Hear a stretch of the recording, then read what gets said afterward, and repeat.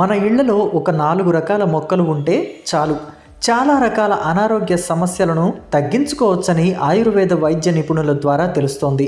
ఈ ఆయుర్వేద వైద్యం మీద అవగాహన ఉన్నవారు ఏం చెబుతున్నారు? ఇంతకీ అసలు మన ఇళ్లలో ఉండాల్సిన ఆ 4 రకాల మొక్కలేంటి, వాటి వల్ల ఎటువంటి ప్రయోజనాలు కలుగుతాయి అని పూర్తి వివరాలు తెలుసుకుందాం. మొదటిది మెంతి కూర. మెంతి గురించి తెలిసిన వారు మెంతి ఆకులను ఆహారంలో ఎక్కువగా ఉపయోగిస్తారు.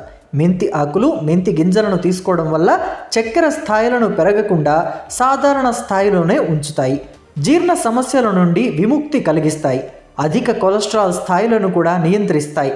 ముఖ్యంగా మహిళల్లో నెలసరి తిమ్మిరి నుండి ఉపశమనాన్ని కలుగజేస్తాయి మెంతి మొక్కలను కుండీలో, అలాగే పాడైపోయిన బకెట్లో కానీ, పనికిరాని బుట్టలో కానీ చాలా తేలికగా ఇంట్లోనే పెంచుకోవచ్చు. కరివేపాకును ఆహారంలో మాత్రమే కాకుండా చాలా ఆరోగ్య సమస్యలు నియంత్రించడానికి వాడుతుంటారు.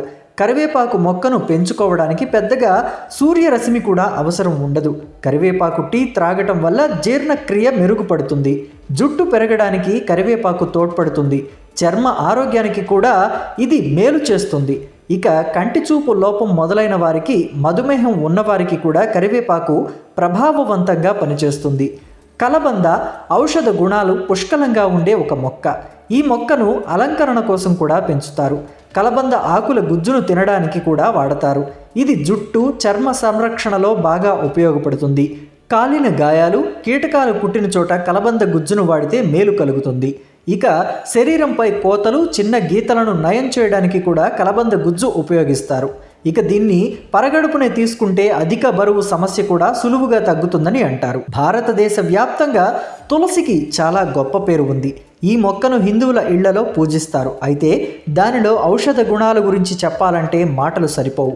ఆయుర్వేదంలో ఔషధంగా తులసిని ఉపయోగిస్తారు. ప్రతిరోజు తులసి ఆకులను తీసుకోవడం వల్ల వ్యాధి నిరోధక శక్తి పెరుగుతుందని అంటారు. శ్వాసకోశ సమస్యలను దూరం చేసే గుణాలు తులసిలో ఉన్నాయని అంటారు.